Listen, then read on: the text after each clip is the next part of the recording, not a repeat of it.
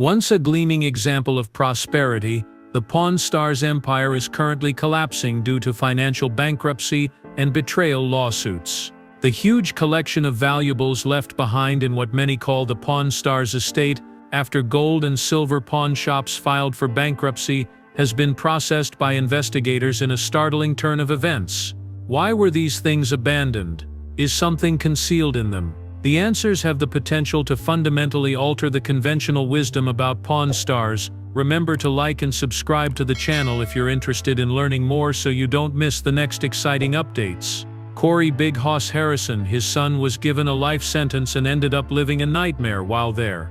Everything he achieved is now in danger of being destroyed by a sour family conflict. When authorities discovered concerning objects among the hundreds of relics and treasures amassed over decades in the Harrison family company, what had begun as a routine financial audit swiftly turned into a complicated inquiry. Through the long-running hit program Pawn Stars on the History Channel, the Las Vegas Institute popularized the Harrison brand. With visitors from all over the world expecting to get a sight of Rick Harrison, his son Corey, and the adored store clerk Austin, the gold and silver pawn shops rose to prominence as the most well-known pawn shops in the United States. However, after detectives combed through the enormous collection, Chumlee Russell's dazzling TV celebrity has considerably diminished. They discovered things that made them seriously doubt the store's purchasing procedures.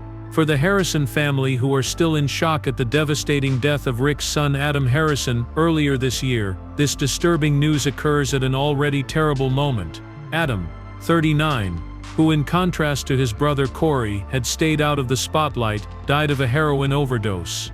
The close-knit community in Las Vegas, which had watched the Harrison family's prominence grow, was rocked to its foundation in January 2025 when Rick Harrison suffered a devastating loss. According to a family friend who asked to remain anonymous, he first lost his son Adam tragically, and now he is seeing the company his father started and the legacy he left behind being carefully examined. It's a nightmare that keeps getting worse. When financial auditors were brought in to evaluate the company's assets following indications of cash flow issues at the once thriving enterprise, the examination began innocuously. In order to handle the surge of tourists that flocked to the business after the show's success, the well-known pawn shop had greatly increased its retail area. However, as the series has surpassed its peak audience, it is thought that the show is having trouble with falling TV ratings. The auditors' findings in the shop's extensive storage facilities swiftly elevated a routine financial audit to a far more problematic one. Goods of dubious provenance, historical relics with missing or suspect documentation, antiques that could have been illegally imported, and even goods reported stolen in neighboring states were discovered within the legal inventory. The amount of materials is significant. We are talking about thousands of items collected over many decades, many of which predate the show's debut when documentation standards were possibly less strict, stated Natalie Rodriguez, a former FBI art crime expert who has provided consultation on cases similar to this one. It's a huge undertaking to separate what is lawful from what could have been bought illegally.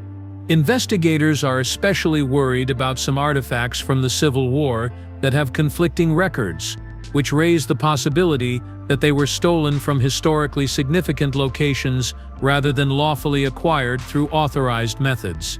Furthermore, there is insufficient proof to demonstrate that many of the collection's Native American items were lawfully obtained, making them potentially protected under the Native American Graves Protection and Repatriation Act. Austin Chumlee Russell is the focus of the inquiry once more. In 2016, his legal issues briefly jeopardized the show's amiable family image when the authorities found narcotics and illegal firearms during a search of Russell's house. While looking into sexual assault claims that he was eventually not charged with, he faced significant legal dangers. Russell entered a guilty plea to felony weapon charges and a severe misdemeanor drug possession charge, which resulted in 3 years of probation. Chumlee put forth a great deal of effort to resolve his legal problems and start afresh. Attorney Martin Cohen said that at the time the majority of the disputed products were purchased, he had no involvement whatsoever in any potentially troublesome purchases. He had no purchasing power. He was just an employee. Chumlee gave investigators his complete cooperation. In the inquiry, Rick Harrison, the public face of the Pawn Stars company, and the guy who made his name on his in-depth expertise of historical artifacts, represents both a personal and professional crisis. On the episode, Harrison frequently talks about how his father, Richard the Old Man Harrison, taught him the pawn business at a young age, stressing that success was mostly dependent on knowledge and meticulous verification.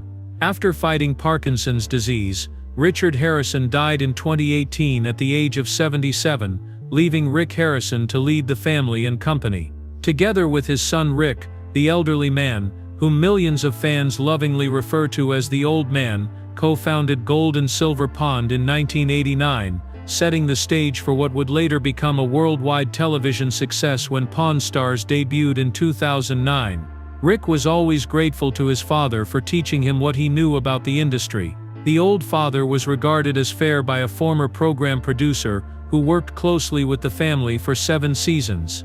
He was quite proud of having created something that his descendants may inherit, and he would be devastated to see the company dealing with such charges.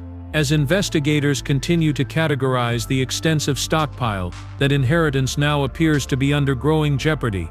Authorities are thought to have found financial anomalies that suggest possible tax problems that may have existed for years, in addition to the historical artifacts that could have been unlawfully repurchased. The probe has grown to include forensic accountants, looking at the intricate business network the show's popularity produced, even though no official charges have been brought. The Harrison family used their notoriety to launch a number of Las Vegas companies, including Rick's Rollin' Smoke, at the height of Pawn Stars' success.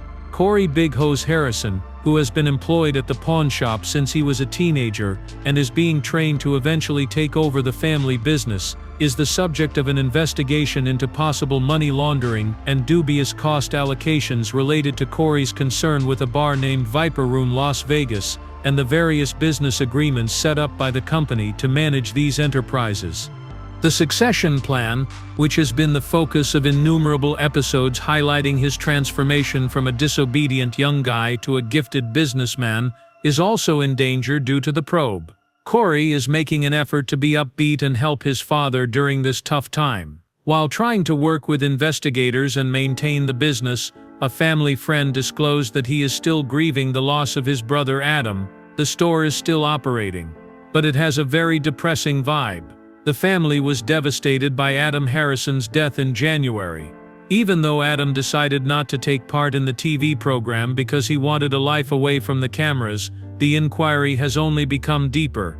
He continues to be a close member of the Harrison family based on the video. In a moving speech after Adam's death, Rick Harrison disclosed that his son had battled addiction for years. His death from a heroin overdose brought attention to the opioid problem impacting families throughout America. "You will always be in my heart," Rick wrote. "Adam, you are loved." Later, the distraught father continued to discuss the terrible effects of drug addiction and used his position to draw attention to the expanding opioid crisis, which takes thousands of American lives every year. As the family struggles to deal with personal loss and a possible company failure, the present probe has increased public attention on them at their time of grief. According to those close to Rick Harrison, he has cooperated completely with the authorities, claiming that any abnormalities were accidental and might have been caused by the business's quick growth during the show's peak popularity. Almost immediately, Pawn Stars went from being a small local pawn shop to a worldwide brand. A small family firm's operational procedures are frequently disrupted by such rapid expansion, according to Ellis Monroe, a business expert with experience in reality TV companies. Financial controls, acquisition rules, and filing processes all need to expand considerably, and this isn't always easy. In a succinct statement, household names acknowledged the inquiry but emphasized that the network is neither aware of nor participating in the regular purchase operations at Gold and Silver Pawn Shop. "You can't obtain a boxing job in Las Vegas," they informed me when I went to City Hall after I won a pawn store. The statement said that unless these problems are fixed, the show is not presently in production. With more than 600 episodes spread over 22 seasons, the show's enormous popularity made it one of the most well-known brands on cable TV, inspiring a plethora of spin-offs and overseas adaptations during its height. millions of people watched Pawn Stars to see the Harrisons and Chumlee evaluate odd objects, haggle with colorful vendors, and engage in light-hearted arguments. Rick Harrison in particular provided historical background and authentication techniques for a variety of objects brought into the store, which contributed significantly to the show's educational value. Paradoxically, this knowledge now makes one wonder how possibly troublesome products might have been added to the store's inventory without raising suspicions. Credibility becomes a serious problem if these accusations turn out to be accurate. According to renowned television reviewer Miranda Jensen, the show positioned Rick in particular as a highly qualified specialist who could immediately identify a defective or counterfeit item. The carefully constructed image is not consistent with the possibility that the store may have bought goods of dubious provenance. Some antiquities that may have come from areas with stringent export regulations, such as Egypt, Greece, and other Middle Eastern nations, are among the most concerning finds that investigators have documented. With many nations actively seeking the restitution of their cultural heritage, international antiquities regulations have become more stricter in recent decades. According to Dr. Kastner, an archaeologist who specializes in the repatriation of relics, objects are leaving their boundaries through questionable ways. Buying stolen goods from archaeological sites or illegally exported goods from their home country, for a well-known company that frequently deals in historical artifacts, is far too simple and risky, without very thorough provenance inquiry. For devoted viewers, the authentication requirement would be especially high. Episodes in which professionals were consulted to verify issues that the Harrison family was uncertain about have been re-evaluated in light of the inquiry. These situations are offered as proof of the family's dedication to authenticity and legitimacy. What happened to goods whose provenance cannot be confirmed after the cameras ceased recording, though, is now a matter of concern. Margaret Winters, a Minnesota history teacher who once made a special journey to Las Vegas to visit the renowned store, stated, "I've watched every episode, and have always respected how careful they are with their authentication." Rick was always certain that he would never purchase anything without the required documentation. That and what we're hearing now are difficult to reconcile. The probe has also exposed this once thriving corporate empire's poor financial status. Financial records are reported to indicate serious cash flow problems beginning about 2022, when the creation of new episodes slowed and goods sales fell from their peak popularity. Despite the fact that the store draws a lot of tourists and has become one of the most popular attractions off the Las Vegas Strip, according to celebrity asset manager Thomas Keegan, astute individuals diversify and make investments when their earning potential is at its highest. They anticipated that interest would undoubtedly wane the last time. According to what I gather, the Harrisons have branched out into a variety of industries, but it can be difficult to sustain successful endeavors once the initial lift from popularity passes. The participation of Richard, the older Harrison, following his death in 2018 complicates things. A year before to his death, he had left one of his 3 sons out of his will, according to his will, leaving Rick and another son, Joseph, to split his inheritance. Several assets and businesses are now part of the pawn shop's legal framework, which makes it more difficult for investigators to assign blame for any possible misconduct. His prior legal difficulties were comparable to how he was able to restore his reputation following his legal woes in 2016. He created a candy store next to the pawn shop, concentrated on his health, drastically reduced his weight, and frequently displayed his good recovery. After his legal troubles, Austin put forth a great deal of effort to turn his life around. Russell has remained sober, according to a buddy who knew him before he gained notoriety on television, concentrated on his well-being and established legitimate business endeavors apart from the pawn store. Because of his involvement with the show, the pawn shop is connected to the inquiry. The fact that he was not involved in the financial choices or purchases is regrettable. The study has also shown the nuanced truth that lies beneath the reality TV show's contrived scenes. Although Pawn Stars purports to depict the day-to-day activities of a real pawn shop, the production requirements necessitated the scheduling and staging of several exchanges, with sellers and merchandise being thoroughly screened before being shown on camera. Nonetheless, the camera's purchasing activities go on. thus establishing two separate companies, one catering to regular clients and the other being chosen for TV.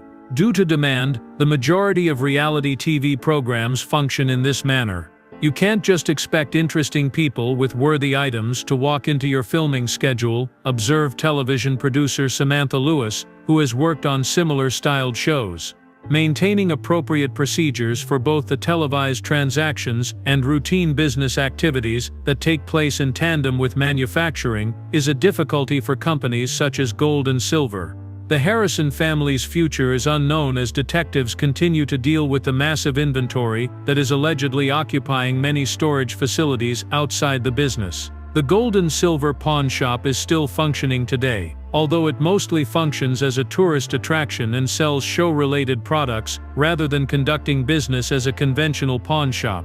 The constant flow of tourists that continue to visit demonstrates its iconic status. The continuing probe behind the scenes is not well known. When Thomas Mercer and his family visited Las Vegas, he remarked, "We traveled all the way from Australia to see the shop. At home, my sons have become huge fans of the show and wanted to see the location of the events. We had hoped to see Rick or Chumlee, but they informed us that none of the actors will be there today. An unfathomable load is created when a job problem and personal sorrow come together." After Adam's passing, friends say he is particularly focused on helping his granddaughter and daughter-in-law. While still attempting to overcome the impending danger to the company his father built more than 30 years ago, a buddy said that while he was in his early 20s, he struggled with drugs and "Oh my God, I took him to rehab so many times, and every time he did really well." Rick, a lifelong boyfriend and survivor, knew Harrison before he gained notoriety on TV. "I won't rule him out regardless of the outcome of this probe since he founded this company once. I've never seen him lose up, even though he's going through the worst period of his life after losing Adam and now this inquiry." As investigators try to ascertain which objects would need to be returned to their respective owners or countries of origin, and what financial penalties the company might face, the legal procedure is anticipated to drag on for months. The Harrison family is still in a vulnerable situation at the moment. Their formerly admired success story now serves as a warning about the unspoken dangers of quick growth and celebrity. The worst aspect is how this affects Harrison's legacy as a former Gold and Silver employee who spent more than 10 years working there. According to him, the elderly guy started this company from the ground up and put in a lot of effort to make something that would be able to be passed down through the generations. Rick took it a step farther than his father could have thought. As tourists continue to swarm the renowned store on Las Vegas Boulevard, they are now seeing its dismantling piece by piece, rather than transferring it to the next generation, unaware that they could be seeing the last chapter of a legendary American success story, one that reached previously unheard-of heights through television stardom before perhaps crumbling under the weight of that very success. Many people purchase mementos and take photos with the Pawn Stars logo. Beneath its floorboards, Frank Fritz's serene villa conceals a sinister mystery. The FBI anticipated finding standard evidence when they arrived at the expansive house in Iowa and started breaking up the ancient floors. Rather, they discovered enough to surprise even the most experienced detectives. The find under the former American Picker star's house, which would soon make national headlines and leave investigators and the public in disbelief, astonished the agents. After years of traversing America's rural roads in pursuit of lost riches, Fritz set off for his farm in Iowa.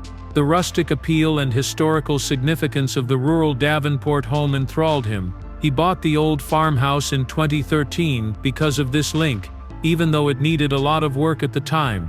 Working with regional artisans and restoration experts, Fritz turned the rundown building into a display of his eclectic vision by fusing personal touches with Midwestern architectural features. His mansion offers expansive views of the Mississippi River Valley and is situated on 20 acres of undulating farmland, a short distance from Davenport. After recording many episodes of American Pickers there, Fritz was captivated by the environment and described it as wonderful. In order to avoid missing the startling revelations about Frank's residence, remember to like, comment, and subscribe to the channel. He once stated to Midwest Living magazine that the property's remote setting was the main reason he purchased it. He then hired Heritage Restoration's Thomas Miller and Sarah Johnson, architects from Davenport, to assist him in converting the current building into the private haven he had imagined. The home was dilapidated. According to Johnson, it was a farm from the 1890s with serious structural problems that had been abandoned for over 10 years. However, Frank immediately recognized its potential: excellent bones and a fantastic location. The idea of designing a space for television did not appeal to Fritz and his design team. Rather, they focused on comfort, authenticity, and designing a room to showcase his expanding collection of vintage motorcycles and American souvenirs. Half rustic cabin, half classic farmhouse, and part collector's paradise, the remodeled house became a mashup of several types.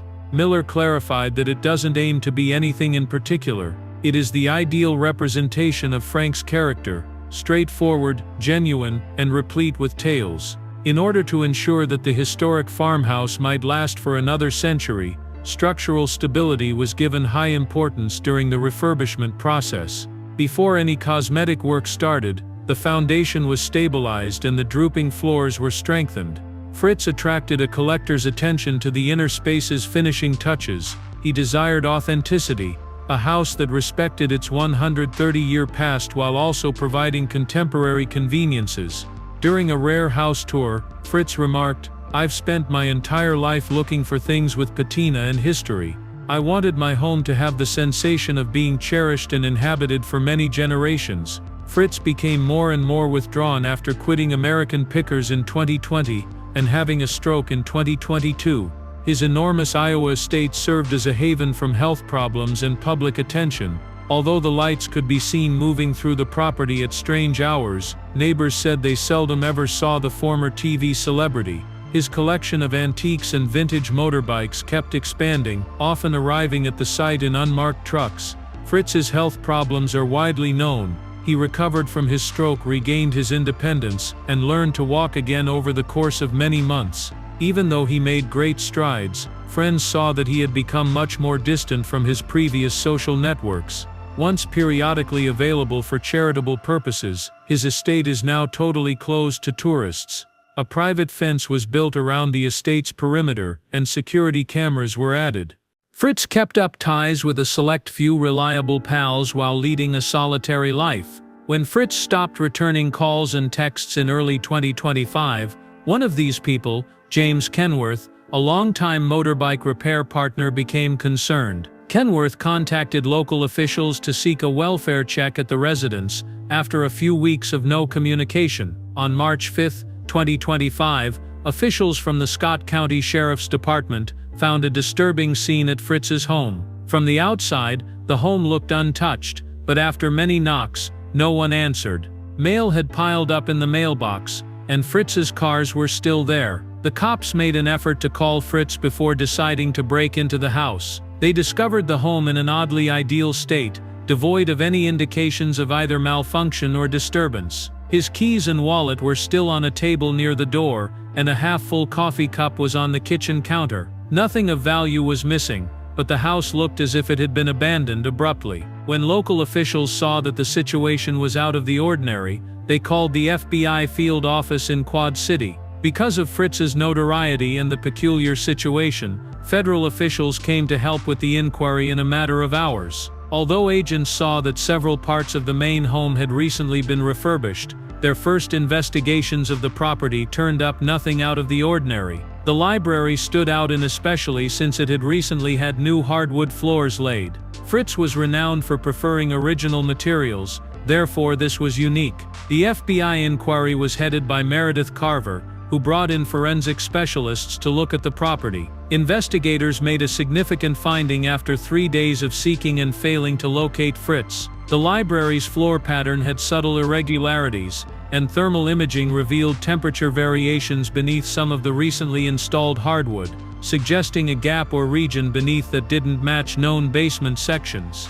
In anticipation of discovering a secret storage space or safe room, FBI technicians cautiously started removing the library's wooden boards on March 9, 2025. Instead, even experienced operatives recoiled in disbelief at what they discovered. There was a secret 15-square-foot compartment beneath the floor that could only be reached via a hidden ladder. This area had been carefully constructed to evade notice, with the walls lined with soundproofing materials. The detectives were stunned by what they discovered in the secret chamber. They discovered thousands of documents, some of which appeared to be decades old, numerous ancient file cabinets, and dozens of painstakingly organized leather-bound diaries with dates precisely noted, instead of the antiques or costly objects one might anticipate from a collector like Fritz. The most startling discovery was a wall covered in newspaper clippings and photographs, all of which were linked together by red thread to form a pattern that indicated a long-running inquiry. Within hours,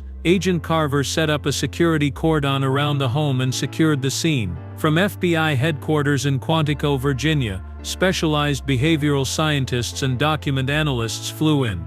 Their appearance signaled the start of one of the agency's most peculiar investigations to date. An incredible image surfaced when FBI researchers started looking over the contents of the hidden chamber. The notebooks, which covered more than 30 years, described Fritz's covert fixation with looking into a string of unresolved incidents that had been happening all throughout the Midwest since the 1970s. When Fritz was a teenager and a childhood buddy vanished, he wrote his first diary entries. There was no sign of Fritz's hometown, but records showed that he had been conducting his own parallel investigation for decades, using his visits with American pickers as a pretext to interview witnesses and visit sites related to the crimes while pretending to be looking for antiques. Official investigators had never seen his writings, in-depth discussions, observations, or hypotheses. Most worrisomely, several recent entries implied that he feared for his own safety and thought he had discovered a pattern connecting incidents that dated back decades. FBI document specialists found that Fritz had collected evidence, witness statements, and police records that had never been released to the public. There are concerns over possible connections to police enforcement because certain papers seem to have been acquired through illegitimate means. The wall of pictures featured pictures of victims, suspects, and crime scenes, many of which had Fritz's scribbled comments attached. In essence, we discovered a private investigation room capable of competing with several police agencies. During a private press briefing, Agent Carver informed her superiors. When Fritz traveled, he was doing more than just collecting antiques. He had a technique for gathering information and making connections that had been overlooked by law enforcement for many years. Concerns over Fritz's location and if his investigation had put him in danger or whether he had fled in fear that someone involved in the cases had found his work were immediately aroused by this finding. The FBI began looking for Fritz right once and began confirming the facts in his secret files. Investigators discovered at least 17 unsolved killings and disappearances in Illinois, Iowa, Missouri, and Wisconsin between 1978 and 2010 as they dug deeper into Fritz's writings and papers. Official investigations had never linked the incidents, but Fritz had painstakingly recorded parallels between them. Fritz's most recent diary entries outlined the main idea, which included missing particular things from victims' houses, specific break-in techniques, and some of the most compelling geographic patterns. According to entries made in January 2025, Fritz thought the cases were related to a network of collectors and antique merchants who had used their companies as a front for illegal activity. His notes suggested that certain rare things that were sold at private auctions could have come from victims' houses, revealing a trend that law enforcement had missed in favor of more overt motivations. FBI analysts were shocked to see that Fritz had developed a list of persons he suspected of being involved, including several well-known figures in the antiques industry. What was even more startling was that he had documented seemingly innocuous interactions with these people when he was on American Pickers, noting actions or remarks that had made him suspicious. A terrifying last phrase appeared in the most recent diary entry, which was dated February 12, 2025. "I know and they know. If something were to happen to me, I would see Jay tomorrow to turn everything over." The FBI's finding at Fritz's home swiftly grew into a multi-state operation, and the truth was hidden beneath the library floor. Utilizing Fritz's years of study, unsolved cold case units in 4 states were activated to evaluate the cases he had related. In order to confirm Fritz's statements and continue looking for the missing collector, Agent Carver formed a specialized task team that was stationed in a secure location close to Davenport. When detectives discovered that J from Fritz's final journal entry was really Joanna Wills, a former district attorney who had worked on a number of unresolved cases in the 1990s before being imprisoned, the inquiry took still another sharp turn on March 15, 2025. Wills stated that Fritz had been in touch with her in early February when agents found her at her Chicago law office, asserting that they have proof of several unresolved instances. Wills told investigators that he had planned to meet with me on February 13 with what he called irrefutable evidence that would identify the perpetrator, but he never did. I called him many times without getting an answer. His medical history led me to believe that he needed to be admitted to the hospital. It became clear that the FBI was becoming increasingly concerned that Fritz had vanished as he was ready to present his findings. It was obvious that someone was aware of his intentions and took action to keep him quiet. At this point, the hunt for Fritz had evolved into a possible murder inquiry as well as a missing persons case. Almost 3 weeks after Fritz vanished, on March 22, 2025, the inquiry discovered its first significant discovery. Agents concentrated their search on a remote region of woods along the Mississippi River, some 30 miles from Fritz's estate, in an open field reachable only by a small dirt road. This was based on location data from Fritz's mobile phone that was obtained from records prior to the device going offline on February 12. Fritz's SUV was found by investigators camouflaged. With trees and greenery positioned to evade airborne observation, the vehicle seemed to have been meticulously hidden. Agents discovered a laptop, several journals, and a packed bag inside the car, but they couldn't find Fritz or any indications of fighting or violence. Intelligence was instantly available from the laptop. Fritz had produced encrypted files that included video recordings of his own comments outlining his results as well as backups of all his study. In the last video, which was taken on February 12, Fritz was clearly nervous and kept looking over his shoulder while he talked. "Something is wrong if you're seeing this." In the tape he stated, "I've been following these individuals for 30 years, no one else is able to connect the dots. I'll meet with Joanna tomorrow to turn things over, but I doubt I'll be able to make it. They have been keeping an eye on my residence. I've hidden my research and made this backup so they can't discover it. You wouldn't believe some of the names in my notebook are involved in this. Look up the goods I've listed in the auction records. The proof can be found there." Fritz gives the locations for what he called a backup as the film comes to a close. He had concealed a second stash of evidence somewhere else.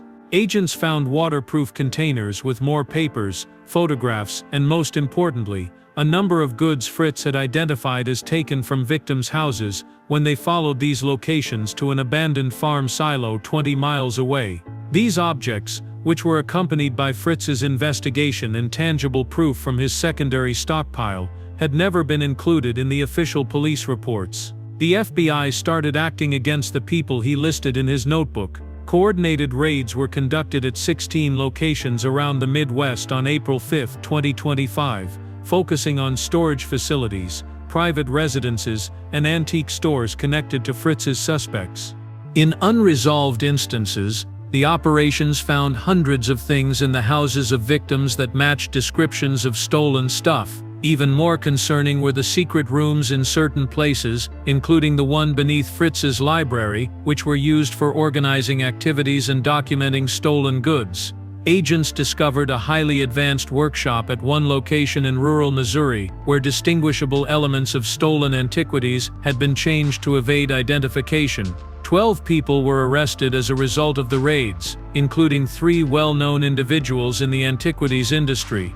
The organization had remained ahead of the police for decades, and 2 of the individuals who were taken into custody were former police officers who had actually participated in some of the early investigations. Because of their contacts, they were able to monitor the investigation's developments and refocus attention when investigators approached too closely.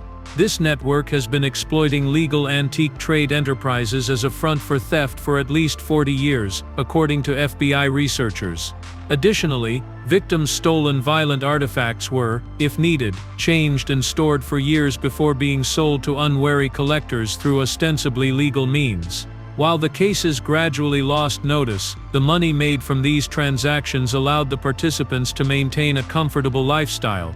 Despite the successful dismantling of the criminal network, there was still no proof that Fritz's network members were aware of his scheduled meeting with former prosecutor Wilkes, or had taken any action to prevent him from reporting his discoveries. Investigators were plagued by the issue of whether Fritz had been apprehended and was hiding or worse. On April 18, 2025, a motorcycle mechanic in northern Minnesota recognized Fritz's name and photo from news stories on the inquiry and contacted authorities, leading to an unexpected breakthrough in the case. According to the technician, in late February, a man who fit Fritz's description, albeit with a different name, brought in a vintage Harley-Davidson for repair. The technician said that the man appeared nervous, paid in cash, and asked that no pictures of the motorcycle be taken.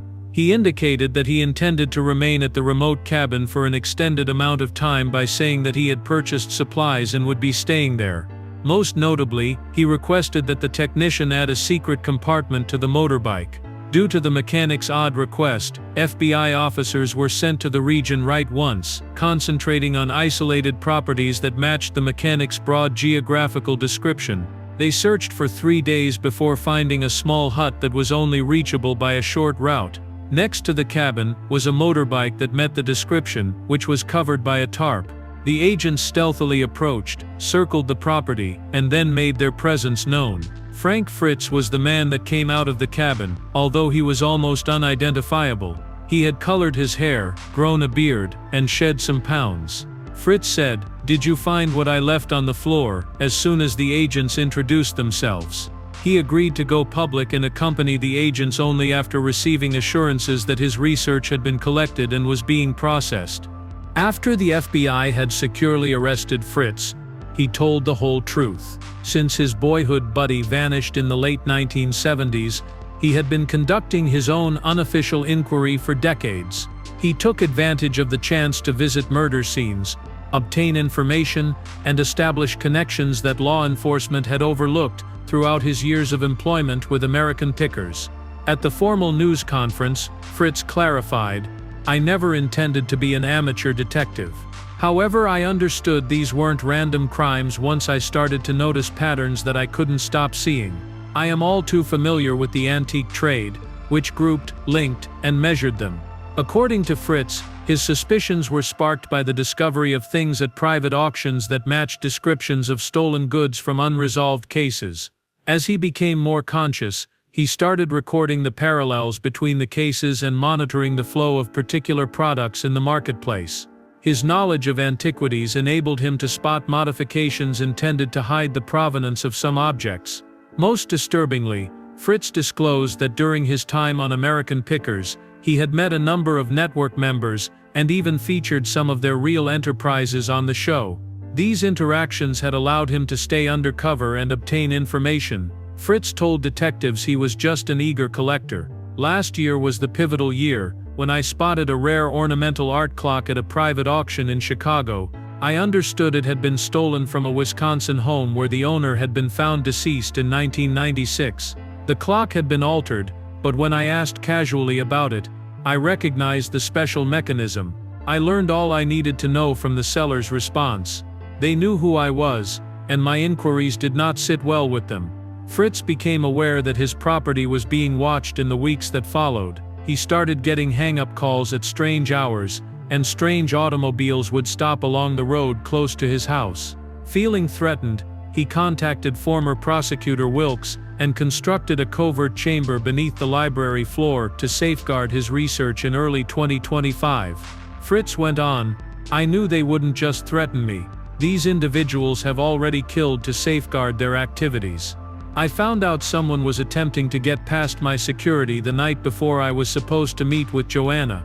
At that point, I implemented my contingency plan. Acting as if I was still at home, I staged my disappearance, concealed evidence in many places, and headed north with food and money while slinking out down a tunnel I had dug in the basement." One of the biggest discoveries in the history of the Midwest was made possible by Fritz's amazing tale, and the proof he had acquired. 23 members of the criminal network were charged by the FBI in June 2025, with offenses ranging from murder and obstruction of justice to theft and burglary. Prosecutors calculated that over the course of 4 decades, the organization was accountable for scores of significant thefts and at least 11 deaths. In law enforcement circles, the secret area under Fritz's library gained notoriety as evidence of one man's will to crack cases that had been dropped by the system.